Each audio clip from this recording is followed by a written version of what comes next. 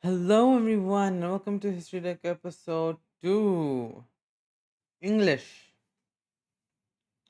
But today we are going to be talking about Napoleon Bonaparte's early life. That is right. We're going to be talking about his early life, and as a reminder to the people who are watching this video, since this is episode 2, I'd like to remind everyone. Uh, sorry. That this podcast series is an uncut, unfiltered version, and like I'm just gonna record it and then I'm gonna just upload it. That's as simple as that. So you might get some like interesting stuff in between. Like I'm just drinking water or just thinking something. So something like that can happen. And as you can see, the intro is not that proper because, as I just said, it is unfiltered, uncut version. So I like to just say that. And as I said in the intro, we're going to be talking about Napoleon Bonaparte's early life because I think it is very interesting, to find out the interesting details of famous and historical figures. So that is my main aim here. And I like to also say that I might start uploading the podcast every single day unless there's like uh, from I'm gonna try my best to upload a podcast like episode every single day. But if there's any, like, if I have to travel somewhere, if I have to go somewhere, if I have some important things to do, then I'm just gonna like important stuff comes up in my life, then I'm going to like say it in the community post that there will be no podcast since here in the days that I just said in the community post. So yeah, so yeah, enough introduction. It's already 2 minutes in. I think we should just jump right in. Napoleon Bonaparte. He was born in Ajaccio, right? Where should we start? Okay, I think we should start from uh, where he was born. He was born in Ajaccio, Corsica. If you have seen, Corsica is an island near Corsica is an island that is like near Italy and France in the Mediterranean Sea. So it's an island and it is just above the island of Sardinia. That's where Corsica is. And in the Corsica, in the western coast of Corsica, there is Ajaccio. And Ajaccio is where Napoleon was born. So uh, Ajaccio was where Napoleon was born. And he was born in Maison Bonaparte. It's the house was called as Maison Bonaparte. I think it probably means mansion of Bonaparte. But yeah. And so let's now talk about his parents. His parents from paternal side was Carlo Maria Buonaparte, and I don't know if I'm saying it right. The pronunciation might be wrong. I didn't prepare another pronunciation of the things, but yeah. I mean of the names. But yeah. The Buonapartes, I think that's how you say it. It was a minor Tuscan noble family who immigrated to Corsica in the 1500s. So basically, they were Italian. They were Italians living in Corsica, right? So they have Italian origins, but they live in Corsica. They speak Corsican. They are Corsican, but they also have Italian roots, right? And their maternal ancestor of Napoleon was Maria Letizia Ramolino. The Ramolinos was a minor noble family from Lombardy, right? So Lombardy, if you know, if Tuscany, I didn't say where Tuscany is. Tuscany is in the Tuscany is like on the western Italian coast, in the northern western Italian coast, where Tuscany is, and um, Lombardy is like northern Italy. Like, so they're both Italian. So and Lombardy is like northern Italy, where Milan and Venice, these major cities, are located in. So that's this region of Lombardy. And as you can see, I mean, as you have heard that uh, Napoleon was Italian origin.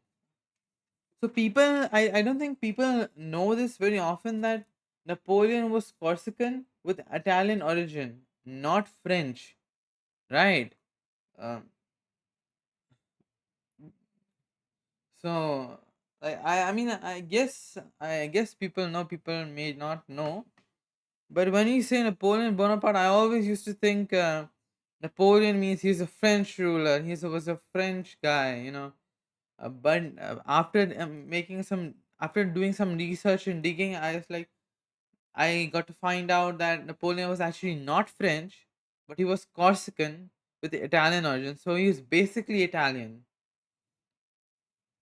I mean, he was Corsican, but he was also Italian. So you can kind of say that Napoleon was not French; he was Corsican with Italian roots. That is what you can say. And and and Napoleon was born on 1769, 15th August. And if you guys don't know, 15th August 1947 is when India got its independence. So it will be and I'm from India, so it will be really easy for me to remember Napoleon's birthday, because it's on my country's Independence Day, which is 15th August 1947, and Napoleon was born on 15th August 1769. And um,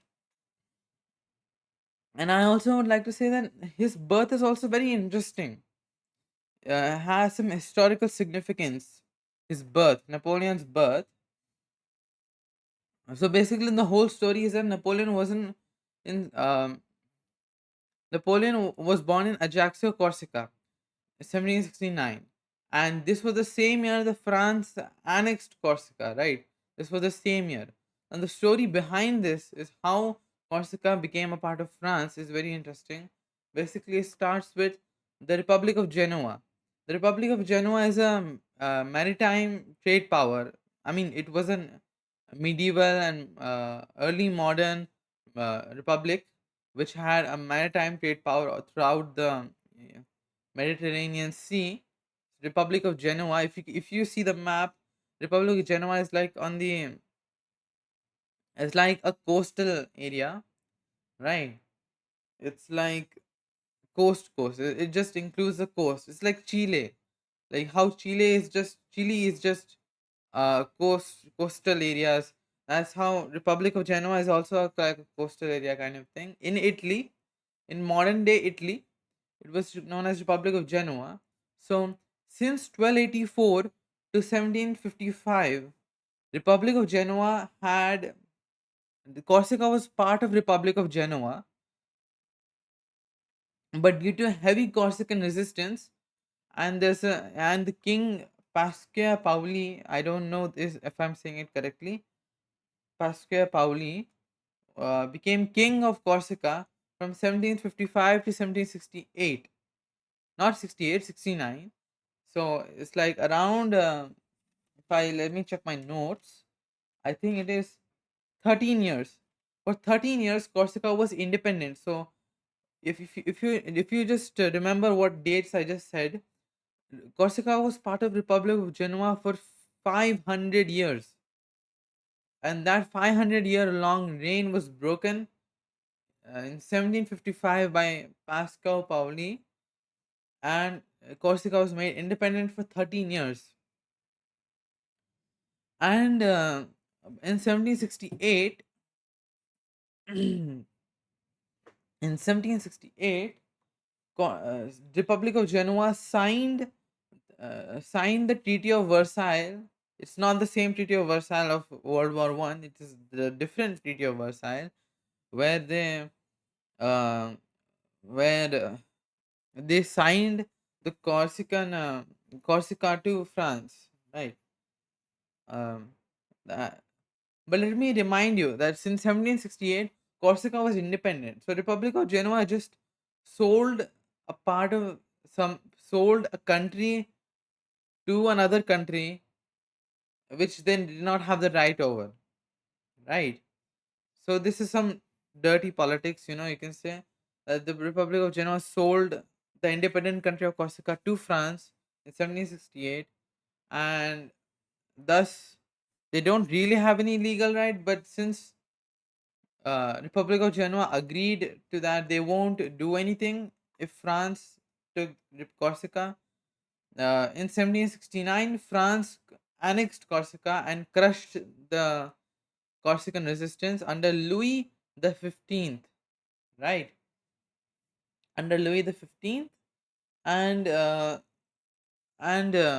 in the Battle of Ponte Novo, Pascal Paoli was forced to exile in Britain, and Napoleon was born in that same year, and Napoleon's father, Carlo Maria Buonaparte, was actually a Corsican resistance fighter. But then, after the French annexed Corsica, he switched sides for his own personal benefit. He switched sides and made friends with the French. Uh, what do you call it? Let me check my notes again. It's called the French.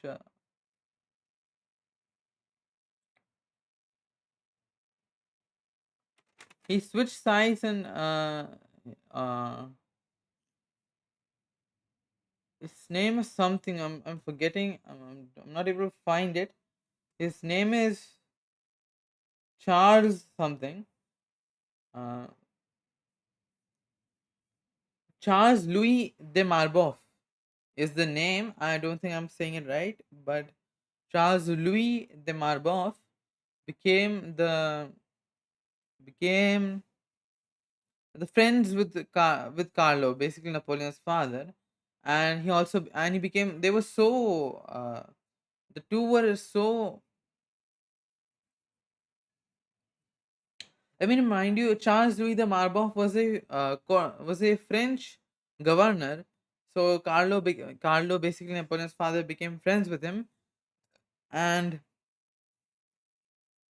they became so close to each other that he was named as Napoleon's godfather. Like, Napoleon's father made Charles, the French governor, Napoleon's godfather. So you can see the relationship, how it is so strong between them. Even though from so there's a radical change between being a Corsican resistance fighter to as naming a French governor your son's godfather. I mean, so you can see the radical shift. Um, so you can say that he was on neither side. He was not on Corsican or French. Napoleon's father was just looking out for his personal benefit, which is not bad. You're just trying to protect your family and trying to prosper. It's not that bad. So yeah, and with the French governor's help, with Charles' help, um, in 1777, Napoleon's father became the representative of Corsica in Louis the XVI's court. And I have read the French Revolution in my ninth grade or 10th grade, and if I recall it nicely, Louis the XVI was a Louis the XVI was not a king. I mean Louis the XVI was a king, but he did not have the characteristics of a king. He didn't know how to govern a kingdom or a empire, or like a state like France. He didn't know how to govern it, how to manage it, and he often spent time doing random things. Is what I recall. I mean, I've not made notes for that. I'm just remembering out of my mind.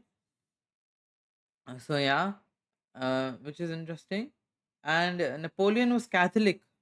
Like, Napoleon was baptized as Catholic by birth, but I don't think he believed in religion, because if he has this famous quote of Napoleon is that Religion is excellent stuff for keeping common people quiet.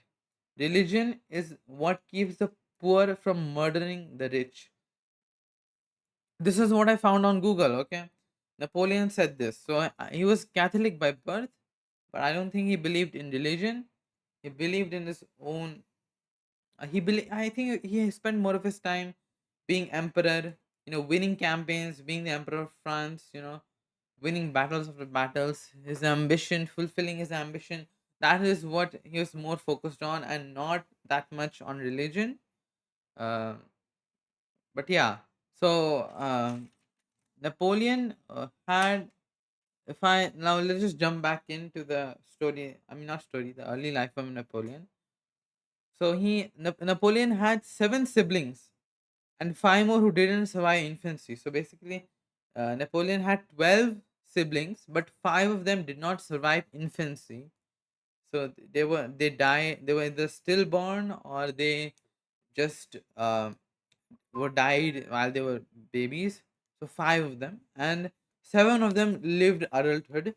So seven siblings. So they were Joseph was his older brother, and I have the names for the uh, uh I have the names for the younger siblings who were Lucien, Elisa, Louis, Pauline, Caroline, and Jerome. They were his younger siblings. Napoleon had. So it was a very big family. It was a very big family. There were mother, father, and like literally eight kids.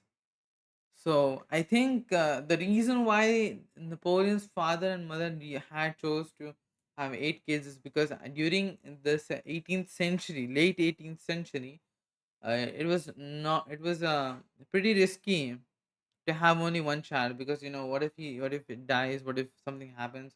So it's better to have more children, so that there is more chances of survival increases, that we fall back, something like that is probably in play.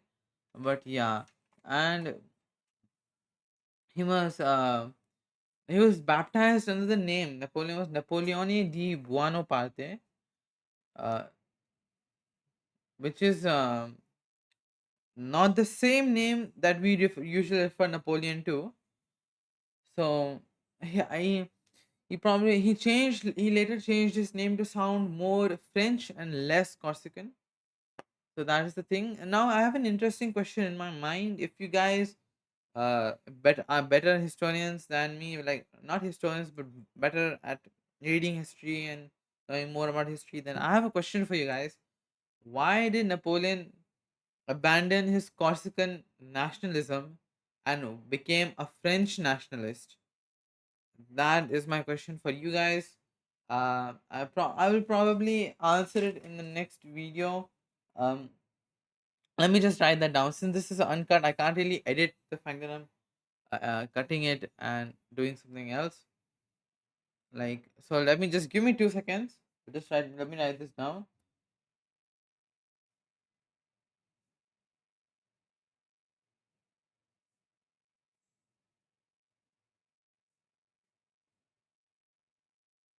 Just writing it down.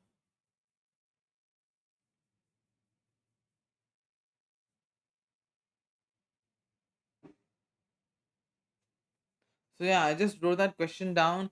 If you guys want to answer, you can answer it in the comments. Otherwise, I will return with this answer in the next episode, which will probably come out tomorrow. I hope so.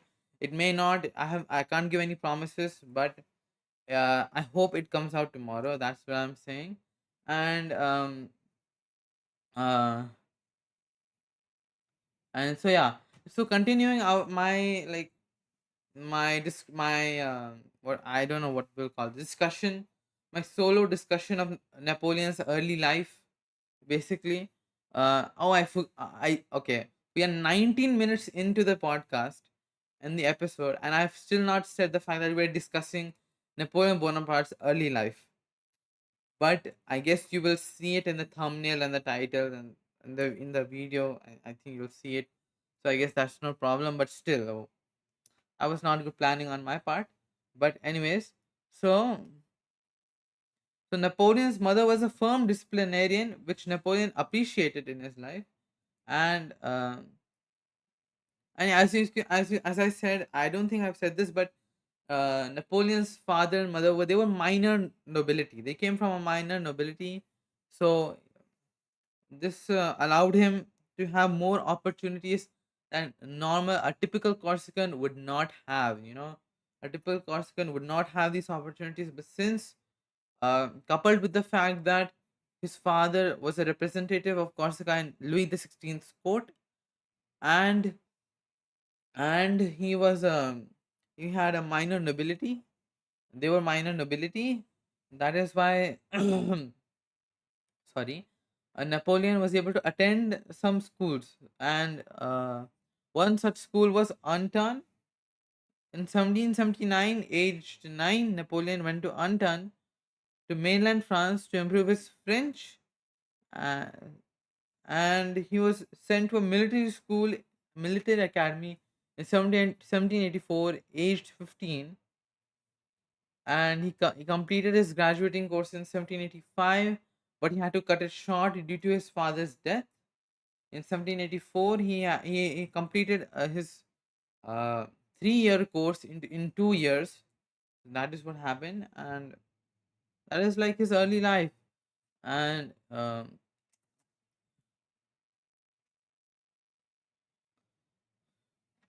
basically, I just literally described everything uh, that I have written. So now I guess we have like 10 more minutes. So we just try to have just some, try to some have some discussion. I'm not really. I'm okay. I'm gonna be honest. I'm really not that good at speaking uncut. I don't know if I'm good or not, but I don't know. But when I show this videos to my fellow friends and peers, they say that it's pretty good. It's like I'm speaking nicely, I'm confident and all that, but I feel like I'm just not proper in my speaking. But that's a separate issue that I'll deal with myself. The main thing I want to say is that I was reading all the notes that I've written for Napoleon's early life and giving my opinions on it. I don't think I said this in the beginning that I was doing that, but now I'm saying it.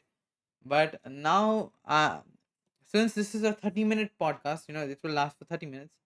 There is what you can say, 7 more minutes, 8 more minutes left. So I'm gonna just try to give my opinions on it. So give my opinions, have some make this part of the episode a little more natural. I think that is what is lacking. I need to be a bit more natural. Um. So yeah. Napoleon was a very interesting person. He had he had proper. He had the skills. He had the ability. He had the planning. He had the strategy, and he had the execution. You know, he was able to make a strategy, and execute it on the battlefield like an absolute pro. Like that is what he did. If I think I've heard of siege of Toulon. I think that's what's called Toulon, the siege of Toulon, where Napoleon had like some crazy strategy, and he managed to obliterate or annihilate the royalist forces in Toulon, and not really in Toulon, but like in a not the siege of Toulon. I mistook it. There was a different battle in Paris, like around Paris, somewhere in Paris, where he had some crazy strategies. Even in Siege of Toulon, he had like a crazy strategy where he took the high ground and had guns pointing out to the coalition forces there. That's pretty crazy too. So I can say all I'm saying is that Napoleon was a very very uh, what I should say is very interesting person. Yeah, was a very skillful and very practical is what I should say. He was very practical in his approach. But I've also heard from people that Napoleon was also very big headed. He had a huge ego and something like that. Where he wanted to be like the biggest of the biggest, um, which is which is basically had a huge ambition. What I would say to that, ambition is good when it is practical, but when you're like when your ambition just explodes to the sky, then uh when your ambition converts into like impractical ego or something like that, then it is a problem. But when you have an ambition as like something you want to do in life, that you want to achieve something in life, and something good, something positive you want to make in someone's life, in your life, then that ambition is good. you know um yeah. And the Napoleon Wars happened like 200 years ago. I think 1821 is when Napoleon died of stomach cancer in a island in Africa. I think that is what I've heard. And age 51, he had a lineage of diseases of stomach cancer from from his paternal side or something like that, from his ancestors, like a continuous chain of dying due to stomach cancer. So he died of stomach cancer in 51, age 51, in 1821. So that is what I heard. So 1821, like that was, so 2021 was like 3 years ago. I would say, no, actually, no, 4 years ago. Since 2026 is coming, so we'll say 5 years ago. So 5 years ago from now, 200 years ago from then, Napoleon still was there. Know?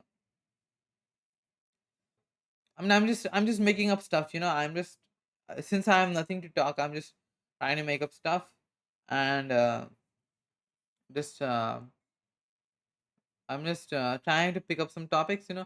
I really don't get it how people like manage to talk without having notes or something to like read and then give an opinion about, because like talking on your own is just such a difficult thing. What am I so like someone says, like someone like asks you to just say about something, how do you manage to uh say something like when there's nothing to pick up on, like someone asks, talk about something, and then I'm like, what do you want me to talk about, you know and then I'm like confused, what am I supposed to talk about?